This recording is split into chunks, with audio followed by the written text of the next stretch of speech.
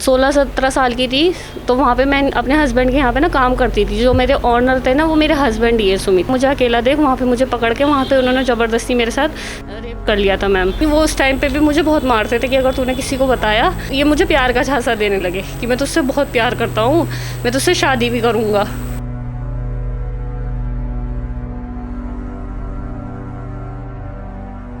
मैंने शादी की और मुझे शादी करते वक्त ये भी नहीं पता था कि इन्होंने मेरा धर्म परिवर्तन करवा के शादी की है। इन्होंने डायरेक्ट मेरे से शादी की मंदिर में। उन्होंने मेरे बेडरूम में भी कैमरा लगाया। पूरा परिवार मिला हुआ है? जी मैम, पूरा परिवार मिला हुआ है। बहुत मारती थी मुझे। जब मैं घर पे भी जाती हूँ ना तो मुझे धक्का मार के निकाल देती है वो।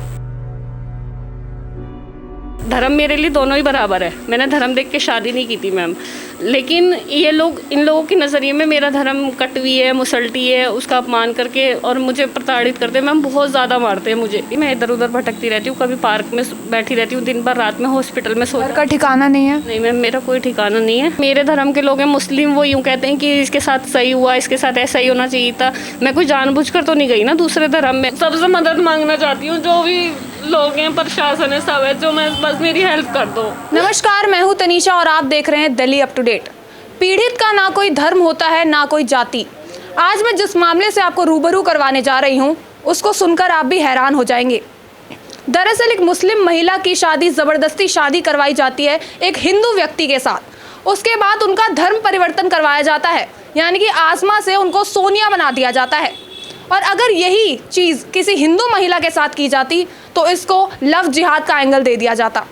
लेकिन अब जो पीड़िता है वो मुस्लिम है, तो इसको क्या कहा जाएगा? चलिए उस महिला से बातचीत करते हैं और पूरे मामले की जांच करते हैं। तो आप क्या हुआ था आपके साथ? मैम मैं ना 2015 या 14 में ना अपने मतलब हस्बैंड के जो चाचा है ना उनके यहाँ पे काम किया करती थी। समस्तपुर गांव में उनकी फैक्ट्री थी, तो मैं वहाँ पे काम किया करती थी। मेरे घर की आर्थिक स्थिति ठीक नहीं थी मैम, तो वहाँ पे मैं जाया करती थी। मैं एक दिन ना अचानक से, मतलब मैं काफ़ी टाइम से वहाँ पे काम करती थी। और घर में कितने लोग? मेरे घर में मेरी मम्मी है और छोटा भाई है अब, जो वो बस मम्मी को संभालता है। और आने के लिए सिर्फ आप ही थी? नहीं, वैसे मेरे पापा थे उस टाइम पे, पर पापा ना बीमार थे, उनका हाथ फ्रैक्चर हो गया था। और अब पापा नहीं है, 2019 में पापा भी एक्सपायर हो गए थे। तो अब मैं, मम्मी और छोटा वाला भाई है वो अकेले रहते हैं। भाई छोटा मतलब थोड़ा बहुत कमाता है, तो वो मम्मी को ही संभालता है बस। वो भी मैंने एक बार हेल्प लेने की कोशिश की पर वो नहीं करते अब, क्योंकि 2020 में मैंने हेल्प मांगी थी। उस टाइम पर वो लोग साथ दे रहे थे जब मेरे हस्बैंड ने मुझे रखा नहीं था। तो फिर ऐसे ही चलता रहा। एक दिन मेरे हस्बैंड आ गए, जब चाचा को कैंसर सुन के, तो मेरे हस्बैंड आ गए वहाँ से, यहाँ पे फैक्ट्री संभालने लगे। अपने चाचा के फ़ोन से नंबर निकाल लिया मेरा। आपके पति का क्या नाम है? मेरे पति का नाम सुमित कुमार है। शादी कब हुई थी? शादी 2017 में हुई थी, नवंबर में 12 तारीख में हुई थी शादी मेरी। और मैम वो शादी करने के बाद ना उन्होंने मुझे रास्ते में ही छोड़ दिया था, और रास्ते में उन्होंने सिंदूर वगैरह जो भी लगा हुआ था वो वहीं पे धुलवा दिया था डर के मारे। और कह रहे थे कि, बात का डर था उन्हें ये डर था कहीं उनके मतलब मेरे घर वालों को ना पता चल जाए। और वो मुझे अभी इस टाइम पे नहीं लेके जा रहे थे अपने साथ। मैंने बोला जब तुमने मुझसे पता ना चल जाए कि मेरी शादी हो गई उनसे, मतलब शादी छुपा क्यों रहे थे? शादी छुपा रहे थे। और जो ये थे जो मतलब विटनेस चाहिए होते हैं ना शादी के लिए आर्य समाज मंदिर में, उसमें भी 100 रुपये दे के इन्होंने खड़े कर दिए थे। मतलब जो लोग खड़े कर लेते हैं ऐसी खड़े कर लिए थे। उन्होंने कन्यादान भी मेरा 100 रुपये किसी बुढ़े से अंकल को दिया था, कन्यादान भी उन्होंने मेरा करा था वहाँ पे। तो मुलाकात कैसे हुई आपकी? और मुलाकात मैम, मैं ना 16-17 साल की थी, तो वहाँ पे मैं अपने हस्बैंड के यहाँ पे ना काम करती थी। जो मेरे ऑनर थे ना वो मेरे हस्बैंड ही है, सुमित। तो उनके यहाँ पे मैं काम करती थी। एक दिन इन्होंने, जैसे शाम के टाइम पे 3 वर्कर और काम करते थे, वो निकल गए थे वहाँ से। तो मैं वहाँ पे जाने के मतलब टॉयलेट में चली गई थी, तो मेरे हस्बैंड ने मुझे अकेला देख वहाँ पर मुझे पकड़ के वहाँ पर उन्होंने ज़बरदस्ती मेरे साथ रेप कर लिया था मैम। तो फिर इन्होंने अपने बच्चे, आपकी शादी नहीं हुई थी? जब मैं 16 साल की थी मैम, छोटी थी, मेरी आर्थिक स्थिति ठीक नहीं थी मेरे घर की, तो मैं वहाँ पर जॉब करने जाया करती थी। तो आपके साथ जब ये दुष्कर्म हुआ तो आपने पुलिस में कंप्लेन की? मैम मैंने कोशिश की थी, लेकिन इन्होंने मुझे वहाँ पे उस टाइम पे रोक लिया था। झूठा आश्वासन दिया कि मैं तुझसे बहुत प्यार करता हूँ, मैं तो फांसी लगा लूँगा अगर तूने ऐसा कुछ करा। थिनर पीने लग गए उस टाइम पे। जो पीछे गत्ते वगैरह पड़े होते हैं ना फैक्ट्री में, उसमें थिनर पी के लेट गए। मुझे अकेले डराने लगे। वहाँ पर बाहर कोई भी नहीं था, क्योंकि वो फैक्ट्री ना थोड़ी अंदर सी थी, और मतलब गोडाउन सा नहीं बना होता उस टाइप की जगह पर फैक्ट्री थी। तो फिर मैं डर रही थी। मैंने कहा कि मैं किसको बुलाऊं यहाँ पे, मुझे बहुत डर लग रहा था। फिर वो डराने लगे मुझे, और मुझे उस टाइम पे भी बहुत मारते थे। मैं मेरे कान वान नहीं सब लाल रहते थे, और मैं ऐसे पिटी हुई हालत में अपने घर जाया करती थी। तो मेरे घर वाले पूछते थे कि ये कैसा हो रहा है, तो मैं उनको ऐसी टाल देती थी कि नहीं ये कुछ नहीं है, ऐसे लग गया ऐसे लग। लेकिन वो उस टाइम पर भी मुझे बहुत मारते थे कि अगर तूने किसी को बताया। तो मैंने 3 महीने के लिए मैम काम भी छोड़ दिया था वहाँ से, डर के मारे। फिर ये मेरे घर के नीचे भी आने लगे, इन्होंने अपने चाचा के फ़ोन से मेरा नंबर भी निकाल लिया। फिर नंबर निकालने के बाद फिर ये मुझे फ़ोन करने लगे, धमकियाँ देने लगे कि तू नीचे आ। इन्होंने मुझे सिम भी ला के दी।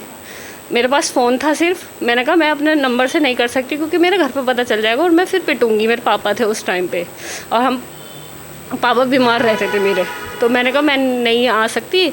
तो फिर डराने धमकाने लगे, कह रहे कि तू नीचे आ, नहीं तो मैं तेरे घर पे आ जाऊँगा ऊपर। मैं डरती थी, बहुत छोटी थी, फ़ोटो वोटो दिखाने लगे अपने फ़ोन में। शादी का दबाव डालते थे क्या? शादी का दबाव उस टाइम पे नहीं डालते थे मैम। जब इन्होंने शुरू में मेरे साथ किया था सब कुछ, उस टाइम पे नहीं डालते थे। जब मैंने बोला कि जब तुमने मेरे साथ ये सब कर लिया, फिर ये मुझे प्यार का झांसा देने लगे कि मैं तुझसे बहुत प्यार करता हूँ, मैं तुझसे शादी भी करूँगा, कि मैं बहुत पढ़ा लिखा हूँ। अपने बारे में बताने लगे कि मैं ऐसा हूँ ऐसा हूँ। और फिर इन्होंने अपनी फैमिली के बारे में मुझे कुछ भी नहीं बताया। इनकी मम्मी यहाँ पे रहती है, गांव में मेरे ससुर रहते हैं। मेरी जो सास हैं उन्होंने मेरे ससुर के ऊपर एसिड फेंक रखा है, तेज़ाब फेंक के यहाँ पे भागी आई हैं। ये सब कुछ भी नहीं पता था मुझे। ये सब बाद में पता चला जब मैं 2020 में इनके घर में रहने लगी। तो जब गाँव वालों से कॉन्टेक्ट हुए तब उन लोगों ने बताया मुझे। ऐसे ही करके चलता रहा। तो फिर इन्होंने मुझसे शादी की, और शादी करने के बाद 2017 में रास्ते में आपने अपनी मर्जी से की शादी? शादी मैंने अपनी मर्ज़ी से नहीं की। ये बहुत दबाव बनाते थे मुझ पे, इतना दबाव बनाते थे मैम कि फांसी पे लटक लटक के दिखाते थे, मुझे डराते थे। मैं परेशान हो जाती थी मैम। फिर मैंने काम भी छोड़ दिया था। ये घर के नीचे ये ज्ञानदीप पार्क है ना, उसमें भी आके बैठते थे बहुत। कह रहे थे मैं इस पार्क में हूँ, और दारू की बोतल ले लेके, और कहते थे फोड़ फोड़ के उसको कि मैं मर जाऊँगा अगर तूने मुझसे शादी नहीं की। तो आपके साथ मारधाड़ करता था तो आपने पुलिस में कंप्लेन नहीं की? मैम मेरी कंप्लेंट इसलिए नहीं की, मैं उस टाइम पे छोटी थी और मुझे समझ भी नहीं थी इतनी। घर वालों को बताया हो? मैंने घर वालों को इसलिए नहीं बताया क्योंकि मैं डरती थी घर में, और पापा बीमार भी रहते थे, मैं नहीं बता पाती थी। और जैसे मैं टीवी रहती थी ना, घर वाले पूछते भी थे कि क्या है तू बताती क्यों नहीं है मैं, पर मैं उन्हें नहीं बता पाती थी। फिर ऐसे ही मैम चलता रहा। और फिर एक दिन ना इन्होंने मुझे ये ज्ञानदीप पार्क है इसमें लेके गए मुझे, और कहने लगे मैं तुझे यहीं पे गाड़ दूंगा अगर तूने मुझसे शादी नहीं की। मैं जब तुझसे कह रहा हूँ मैं तुझसे इतना प्यार करता हूँ तो समझती क्यों नहीं है। तब मैंने भी सोचा मैम बाद में अटैचमेंट हो ही जाता है, फिर साथ में रहते हैं। तो फिर मेरे को लगा कि हाँ सच में इतना प्यार करते होंगे। तो आपको भी अटैचमेंट हो गया था? फिर मैम बाद में हुआ था, जब इन्होंने शादी कर ली थी ना मुझसे, उसके बाद मुझे हुआ था मैम। मैंने पहले इनसे शादी के लिए बहुत मना किया कि हम नहीं कर सकते शादी, हम बहुत अलग है। तो फिर भी कहने लगे कि नहीं मैं अपने घर वालों को मना लूँगा, मेरे घर वाले बहुत अच्छे हैं। लेकिन मैम अब ये ताने देते हैं मुझे, कहते हैं मेरे घर में 15 लाख रुपये से कम में शादी नहीं होती, तो तेरी औकात नहीं है कुछ भी। शादी के बाद बोला है? हाँ ये शादी के बाद बोलती हैं। अब इनके घर वाले मेरे फूफा हैं, इनके मेरे हस्बैंड के फूफा, वो सब बोलते रहते हैं, कहते हैं हमारे यहाँ पे ऐसी शादी नहीं होती 15 लाख रुपए से कम में। कितना टाइम हो गया आपकी शादी को? मैं मेरी शादी को 6 साल हो गए। तो पति कब भागा शादी छोड़ के? 2023 में भागे थे, 1.5 साल हो गए। मैं मेरा बच्चा जब 8-10 महीने का था ना, तो इन्होंने मेरे हस्बैंड ने अपने जीजा और मेरे हस्बैंड के फ्रेंड जो है उनके साथ दारू वारू पी के मेरे रूम में बदतमीज़ी करवाते थे। मेरे को यहाँ से चाय से भी जला रखा है पूरा। और फिर वहाँ पे कंप्लेंट भी दी थी मैंने थाने में, तो उसमें इन्वेस्टिगेशन चल रही है, लेकिन अब तक पुलिस वाली मैडम ने पकड़ा नहीं है उन्हें। शादी के बाद मारपीट वगैरह भी करते थे? बहुत करते थे मैम। मेरे पास वीडियो भी हैं जो CCTV कैमरा लगाया था। जब 2020 में इन्होंने मुझे रखने की प्लानिंग की थी, मेरे पूरे ससुराल वालों ने, उन्होंने मेरे बेडरूम में भी कैमरा लगाया। पूरा परिवार मिला हुआ है? जी मैम पूरा परिवार मिला हुआ है मैम। और बेडरूम में जो कैमरे लगाए हुए थे मैम, उस चीज़ की भी मैंने कंप्लेंट दी थी, क्योंकि हस्बैंड वाइफ जो करते हैं, मैंने बोला कि बेडरूम में कोई कैमरे लगाता है कि हमने तो यहाँ पे सब कुछ किया है, तो तुमने तो वो भी रिकॉर्ड कर लिया होगा। तो कहते हैं कि नहीं ऐसा कुछ नहीं है, माइक भी लगाया था उस कैमरे के साथ। मैंने वीडियो भी बनाई थी उस टाइम पर, जब मैं नई अपने ससुराल गई थी, 2020 में लेके गए थे मुझे। तो बेडरूम में जो कैमरे लगे हुए, मारपीट की वीडियोस आपके पास पड़ी है तो आपने पुलिस को दिखाने की कोशिश की हो? मैंने दिखाई है मैम। उसमें मैडम बस बोलती कहती हम कर रहे हैं, इन्वेस्टिगेशन कर रहे हैं, हम पकड़ रहे हैं, हम ये कर रहे हैं, बस उससे ज़्यादा कुछ नहीं हुआ। अब तक 1.5 साल से मैं इधर उधर भटक रही हूँ मैम। और अपने बच्चे को लेके बीमार रहता है मेरा बच्चा, मैं इधर उधर भटकती रहती हूँ। कभी पार्क में बैठी रहती हूँ दिन भर, रात में हॉस्पिटल में घर का ठिकाना नहीं है? नहीं मैम मेरा कोई ठिकाना नहीं है। तो आपका गुजर बसर कैसे होता है? मैम मेरा गुजर बसर बस कभी किसी से मांग लेती हूँ मैम, कभी कहीं मेरा बेटा, जैसे मैं लोगों के घरों में बर्तन धोती हूँ तो उनसे दूध वूध पिलवा देती हूँ अपने बेटे को मैम। और फिर जैसे दिन भर इधर उधर बैठ के काट लेती हूँ, और रात में जैसे कभी हॉस्पिटल जाती हूँ तो वहाँ पे सो जाती हूँ। कभी जैसे कोई सहेली है तो उसके यहाँ पे, मम्मी के यहाँ पे उसके साथ रह लेती हूँ थोड़ा एक दिन के लिए, तो मैम रख लेते हैं, लेकिन हमेशा कोई नहीं रखता। ऐसे करके मैम कभी कहीं ऐसे दिन काट लेती हूँ मैम, मांग मांग के मैं खाती हूँ, कहीं ठिकाना नहीं है। मेरे ससुराल से मेरे पति किराए के घर में लाके छोड़ के भाग गए थे, 10 दिन वहाँ पे रहे थे और वहाँ से फिर छोड़ के मुझे भाग गए। और क्या अभी आपका पति कहाँ है? मैम ये मेरे ससुराल वालों को पता है, मेरे को बिल्कुल भी नहीं बताते ये लोग कहाँ हैं। और जब इनसे पूछती है पुलिस तो ये कहते हैं कि मेरा पति मेरे साथ ही गया है, इसे पता है कहाँ है। गायब चल रहा है अभी? हाँ मैम, वो कोर्ट में भी तारीखें लगती है मैम, वहाँ पे भी नहीं आते। और सास और नंद मेरी कोर्ट में पेशी हो जाती हैं और कहती हैं कि इसका पति इसी को पता है, हमें नहीं पता कहाँ है। कहा जा रहा है पति ने आप पर जानलेवा हमले भी किए, बाइक से भी गिराया आपको? हाँ मैम, चलती बाइक पे से गिरा दिया था। जब जाके मेरी शादी का मेरे घर वालों को पता चला था, उससे पहले पता नहीं था, क्योंकि 3 साल इन्होंने मुझे रखा नहीं था। 2020 में रखा था इन्होंने मुझे, जब चलती बाइक से गिराया था। ये पूरा मुँह नहीं है, क्योंकि मैं इनको फोर्स करती थी कि जब तुमने मुझसे शादी की है तो मुझे अपने साथ क्यों नहीं लेके जाते।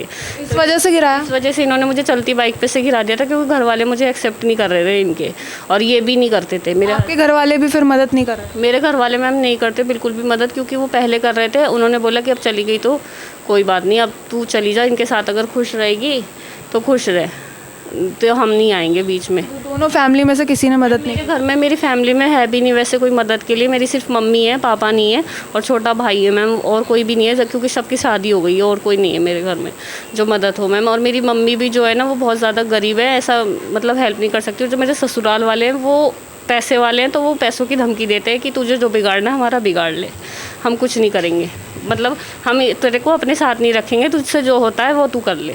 इस मुश्किल भरे दौर में कोई मदद के लिए आगे आया हो?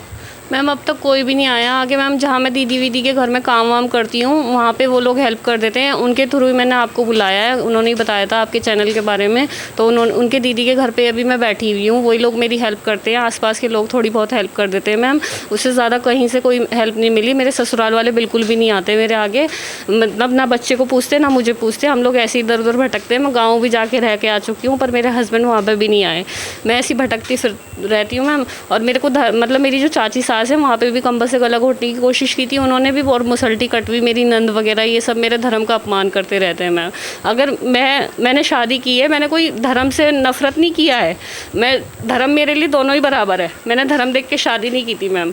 लेकिन ये लोग, इन लोगों के नज़रिए में मेरा धर्म कटवी है, मुसल्टी है, उसका अपमान करके और मुझे प्रताड़ित करते हैं मैम। बहुत ज़्यादा मारते हैं मुझे, इतना मारते थे ना मैम कि मैं प्रेगनेंसी में भी ना, ये 8वां महीना प्रेगनेंसी का चल रहा था, उसका मेडिकल भी है मेरे पास मैम, उसमें भी मेरे को ब्लीडिंग वगैरह हो गई थी, क्योंकि मुझे इतना मारते थे ना मैम। CCTV कैमरे भी लगे हुए थे, उनका सब कुछ मैंने निकलवाया, पुलिस आती थी, ये लोग झूठ बोलते थे, मतलब कि हम इसे रखेंगे। मेरी सास भी साथ देती थी, कहती थी ये तुझे मारता है तो तेरे को दवाई भी तो यही दिलवा खिलाता है, अगर तू थोड़ा सा पिट जाती है तो तू क्यों पुलिस को फ़ोन कर देती है। क्योंकि मैम मोहल्ले में जो मेरी सास है ना वो सब अपने मतलब सबको रखती थी, और मुझे एक बहू की तरह अंदर रखती थी घर में, मेरे को किसी से बात नहीं करने देती थी, इसलिए मेरे लोग आसपास के साथ नहीं दे पाते थे। लेकिन उस घर के अंदर मेरे साथ क्या क्या होता है ये सिर्फ मुझे ही पता था। पति क्या करता है आपका? मैम मेरे पति पढ़े लिखे हैं, एजुकेटेड है मैम, B.Tech किया हुआ है उन्होंने, उसके बावजूद भी मैम उन्होंने मेरे साथ ये सब किया। अब वो ताने देते हैं कि तू तो गंवार है, अनपढ़ है, मैं पढ़ा लिखा हूँ, तुझे ऐसा मिलेगा वैसा मिलेगा,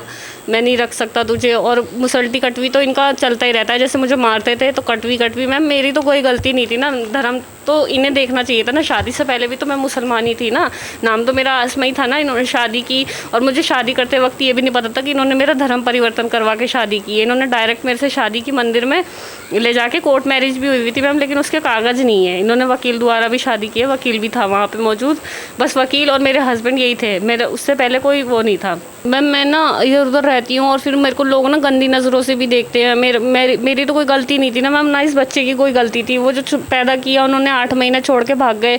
और जो मेरे धर्म के लोग हैं मुस्लिम, वो यूँ कहते हैं कि इसके साथ सही हुआ, इसके साथ ऐसा ही होना चाहिए था। मैं कोई जानबूझकर तो नहीं गई ना दूसरे धर्म में, और मैंने कोई धर्म तो छोड़ा नहीं था अपना। उन्होंने शादी की, मैं उनके साथ गई, मेरी तो मजबूरी थी ना, मैं चली गई उनके पास। लोग गंदी नज़रों से देखते हैं। मैं गाँव भी गई, गाँव में भी लोगों ने, जो कुछ और लेडीज़ हैं ऐसी होती है जो कहती है मुझे कि ये काम करो तो ये काम पाप साफ नहीं होता, गंदा नहीं होता, अपने बच्चे को पालने के लिए काम अच्छा होता है, लोग मुझे गंदी नज़रों से भी देखते हैं। मैम मैं कहाँ जाऊँ, और इस बच्चे की क्या गलती थी, मैं कहाँ पे भटकूँ इसको लेकर। ये बच्चा मेरा इतना बीमार रहता है, इसको हर तीसरे दिन मैं हॉस्पिटल लेके जाती हूँ, मेरे पास सारे पेपर है मैम। इसका सर ना डॉक्टर ने कहा है कि बड़ा है, तो मैं इसका ट्रीटमेंट करवा रही हूँ अभी अकेले। पता लग पाया क्या दिक्कत है? नहीं, अभी मैं परसों ब्लड टेस्ट ही करवा के आई हूँ। डॉक्टर कहते हैं कि इसको दिक्कत है, अभी ये बोलता भी नहीं है, 2 साल का हो गया लेकिन। और मैं अकेली रहती हूँ बिल्कुल, मेरे को कोई हेल्प नहीं मिलती कहीं से भी। मेरा छोटा सा बच्चा है, मेरी सास है ना बहुत मारती थी मुझे। अब मैं घर पे भी जाती हूँ ना तो मुझे धक्का मार के निकाल देती है वो। मैं गांव के ससुराल भी होके आ गई, नहीं रखते ये लोग मुझे, मेरा छोटा सा बच्चा भी नहीं देखते, इतना बीमार रहता है ना ये। मैं भी इतना बीमार रहती हूँ। मेरा ऑपरेशन से डिलीवरी हुई थी, 6 महीने ऑपरेशन से हॉस्पिटल में रही हूँ मैं, और मेरा हस्बैंड भी वहाँ पे मौजूद थे, उसके बाद भी छोड़ के भाग गए वो। मेरी गलती क्या थी, सिर्फ इसलिए कि मैंने शादी कर ली इससे। मेरे पास कोई ठिकाना नहीं है, जब मैं अकेले रहती हूँ ना मैम, मैं सड़कों पे भी रोती हूँ। लोगों से पूछ लेना, लोग पूछते क्या हो गया क्या हो गया, मैं कहती कुछ नहीं कुछ नहीं। मैं हर किसी से अपनी बात भी नहीं बता पाती। मैं बस सबसे मदद मांगना चाहती हूँ, जो भी लोग हैं, प्रशासन है, सब है, जो मैं बस मेरी हेल्प कर दो, मुझे इंसाफ दिला दो। बस उस आदमी को पकड़ के ना उससे पूछो उसने ऐसा क्यों करा है मेरे साथ। मैं गांव भी गई थी, मैंने गांव वालों से भी बोला कि उसने मेरे साथ ऐसा क्यों करा है, मैंने क्या करा था उसका। मैं तो बहुत छोटी सी थी जब मैं काम करती थी उसके यहाँ पे, अपने घर की परेशानी देख करके। मैंने तो नहीं कहा था उससे शादी कर, खुद ही तो शादी करके गया है वो। हर जगह हिंदू मुस्लिम नहीं देखो, मैं बहुत ज़्यादा परेशान हूँ। मैंने कोई अपनी मर्जी से धर्म नहीं चेंज किया, मैंने सिर्फ घर बसाने के लिए धर्म चेंज किया। मेरे को नहीं पता था कि मेरा धर्म भी चेंज हो रहा है, लेकिन मैंने शादी की, मैंने अपना घर बसाना चाहा। मैं 6 साल से दर दर की ठोकरें खा रही हूँ, शादी के बाद भी और शादी से पहले भी मैं परेशान थी बहुत, लेकिन उसने मुझे एक पल की खुशियाँ नहीं दी। और बस इंसानियत भी देखो, आप सब इंसानियत देखो, धर्म से मत जोड़ो मेरे केस को। मैं बहुत परेशान हूँ। जो मैम मुस्लिम होते हैं वो इसलिए मदद नहीं करते मैम कि मैंने दूसरे धर्म में शादी की है कि तू तो हिंदू बन गई है, और जो हिंदू होते हैं वो इसलिए मदद नहीं करते मैम कि तू तो मुसलमान थी, मतलब मुसलमान हैं, इसलिए मैम मेरे को कहीं पे भी कोई मदद नहीं करता मैम। हर जगह लोग धर्म के नज़रिए से देखते हैं मैम। तो जैसे महिला ने कहा कि हिंदू मुस्लिम सोचकर इसको ना देखा जाए, इनको न्याय मिले, क्योंकि एक तरीके से दोनों तरफ से इनको मदद नहीं मिल रही है, और एक तरीके से सिर्फ इसे हिंदू मुस्लिम के एंगल से देखा जा रहा है। महिला के पास ना अभी तो कोई घर है, ना अभी कोई रहन बसेरा का कोई जगह है, उनका एक छोटा सा बच्चा है जो खुद एक बीमार चल रहा है। तो वो बस चाहती हैं कि उनको न्याय मिले और उनकी मदद की जाए, क्योंकि अभी इनके पास कोई ठिकाना नहीं है, ना बच्चे की पढ़ाई भी है और बच्चे का फ्यूचर भी है। और बस वो चाहती हैं कि लोग आए, सामने आए, मदद करने आए, और पुलिस भी जो है कार्रवाई करे, उस आरोपी को पकड़े। ऐसी ही और अपडेट्स के लिए देखते रहिए दिल्ली अप टू डेट।